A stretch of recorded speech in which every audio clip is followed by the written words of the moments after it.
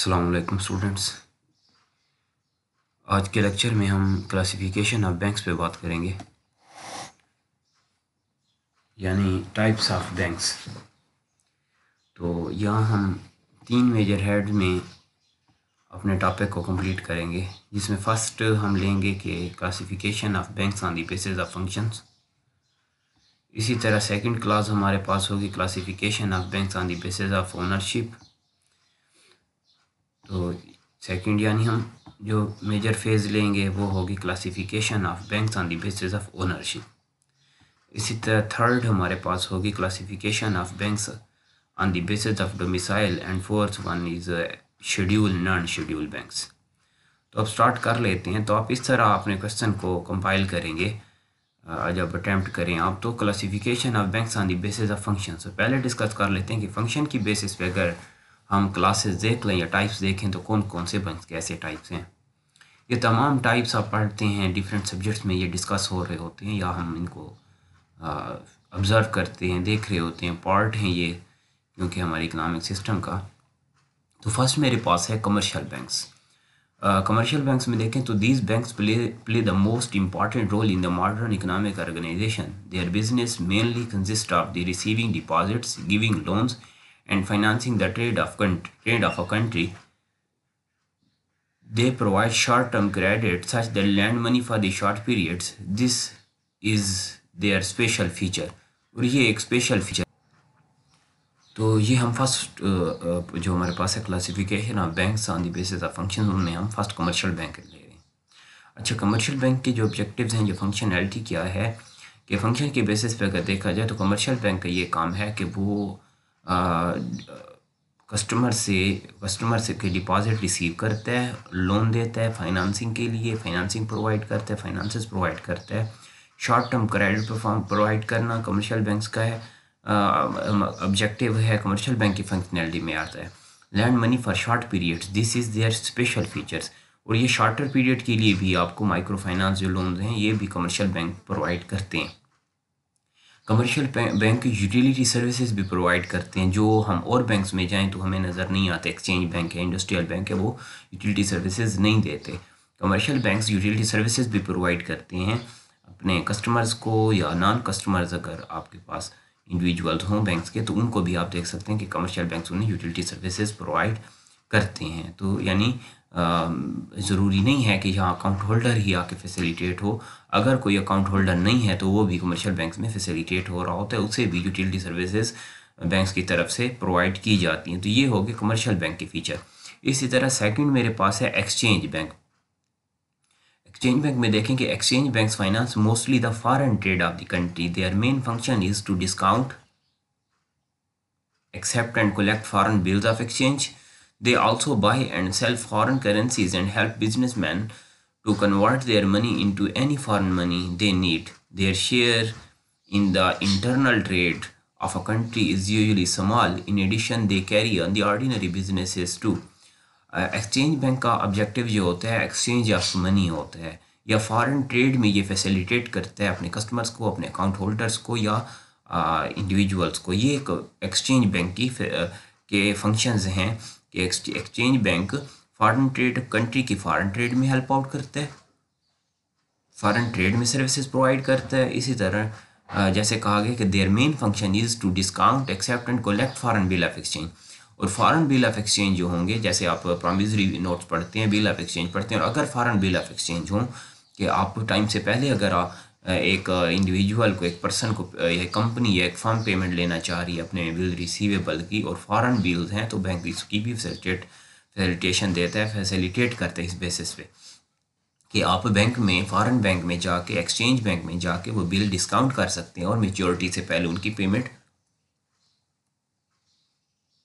Bank से ली जा सकती है। तो ये हो गया एक्सचेंज बैंक।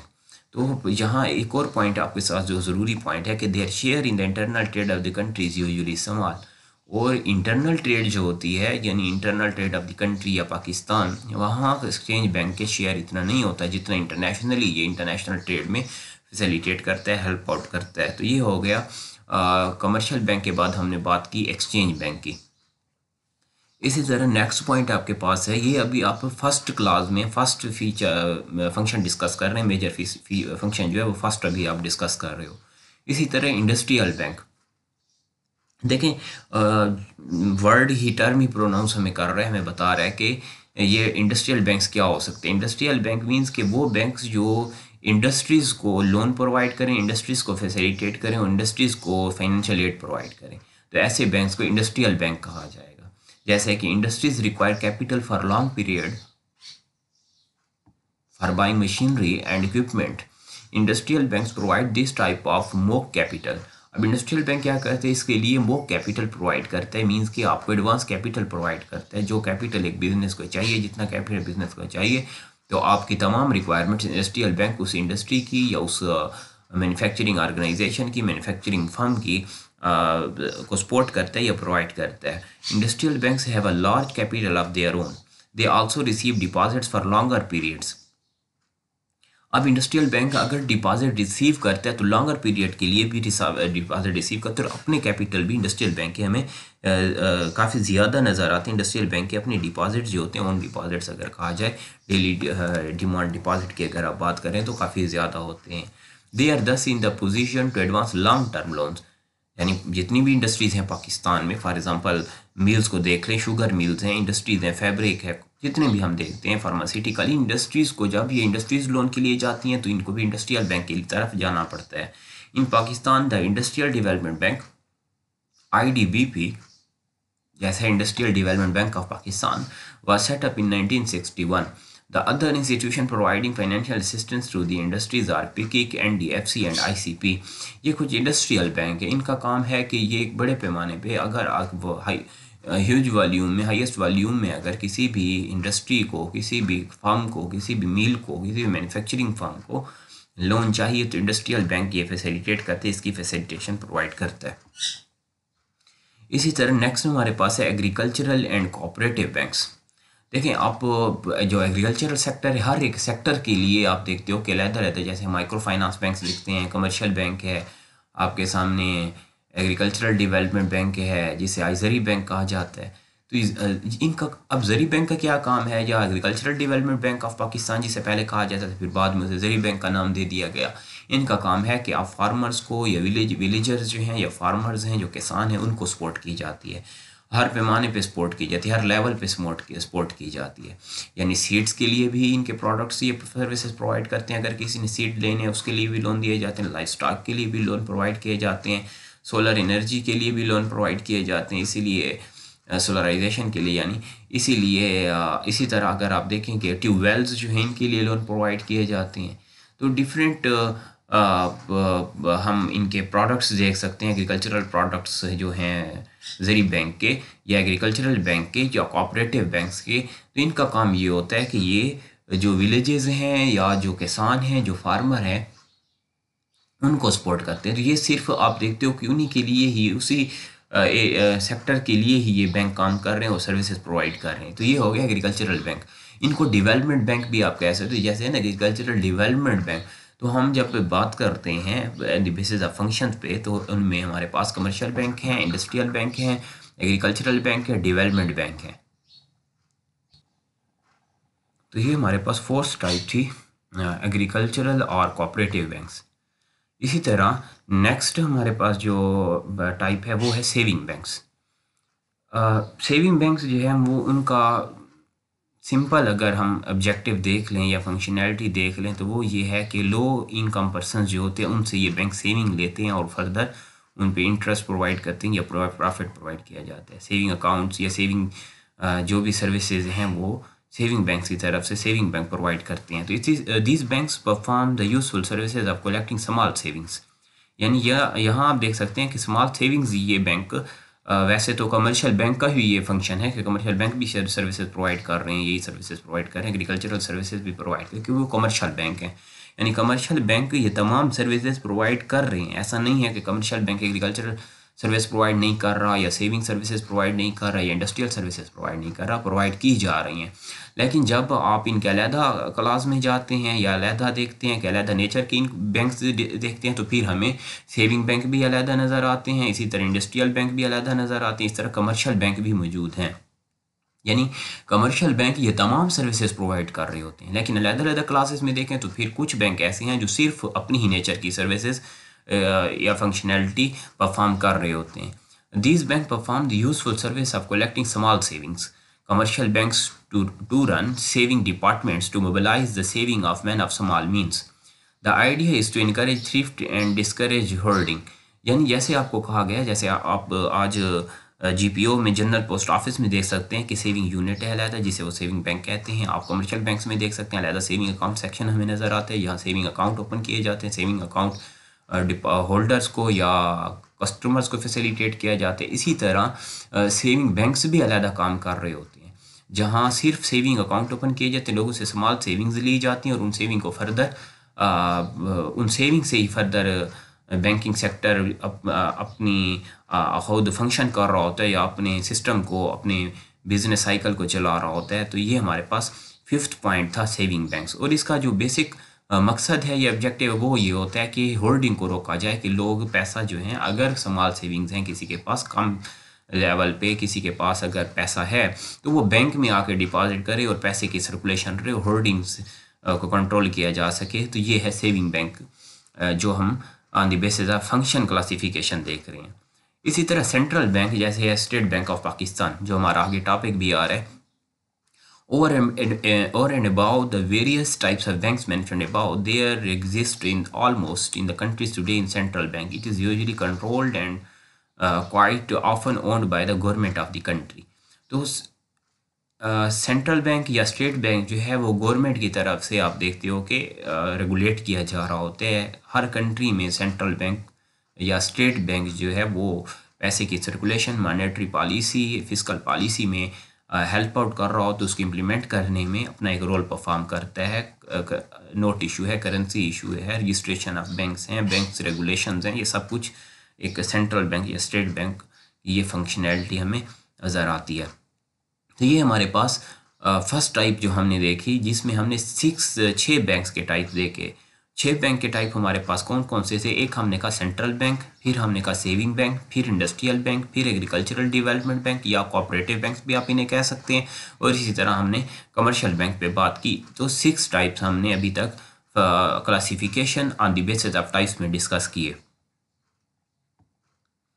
अब हमारे पास आप देखते हो classification on the basis of ownership.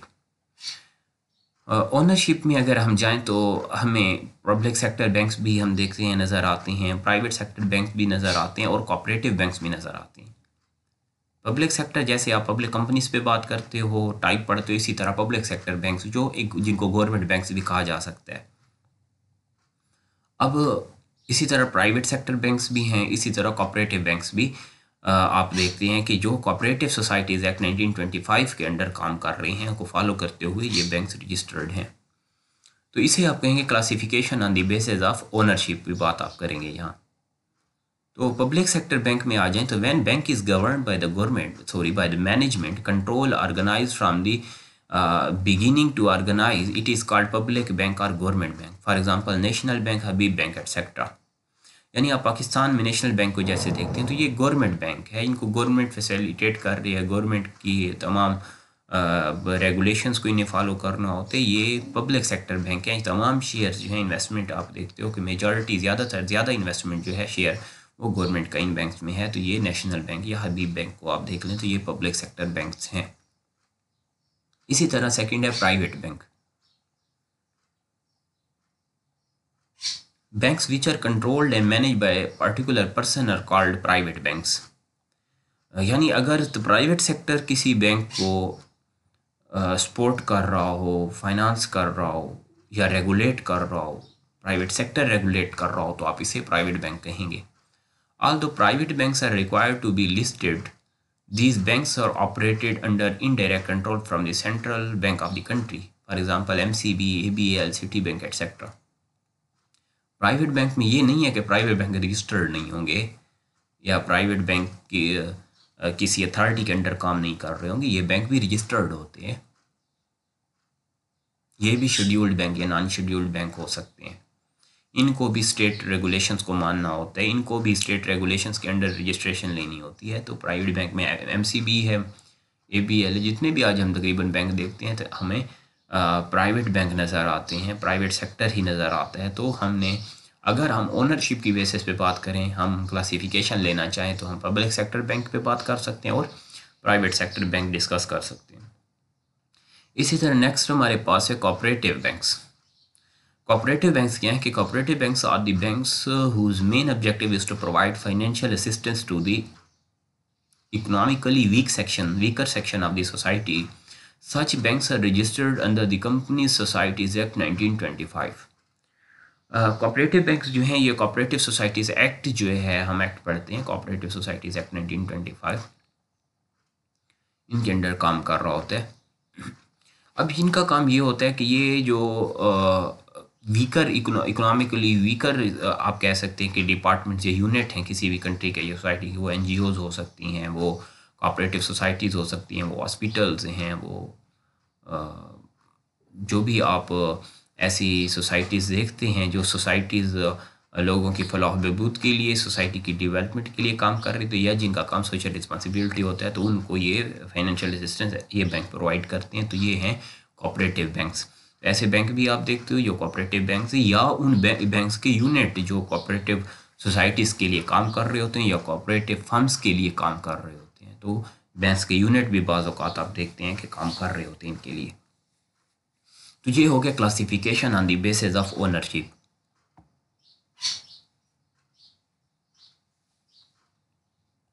अब नेक्स्ट स्लाइड हमारे पास है, सी सेक्शन में हम जा रहे हैं, वो है classification on the basis of domicile.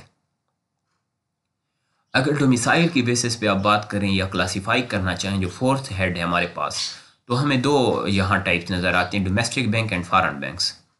Domestic bank वो बैंक्स जो किसी कंट्री या किसी नेशन या किसी डोमेस्टिक आप कह सकते हैं कि डोमेस्टिकली रजिस्टर्ड है, तो उन्हें डोमेस्टिक बैंक कहा जा सकता है। जैसे है कि domestic banks which are registered and incorporated within the country. ये वो बैंक्स हैं जो कंट्री में ही रजिस्टर्ड हैं, और कंट्री फॉर एग्ज़ाम्पल पाकिस्तान में जो बैंक रजिस्टर्ड हैं, या पाकिस्तान जो आप कह सकते हैं कि पब्लिक पाकिस्तानी प्राइवेट बैंक हैं या पब्लिक बैंक हैं, इन्हें आप क्या कहेंगे, ये डोमेस्टिक बैंक है।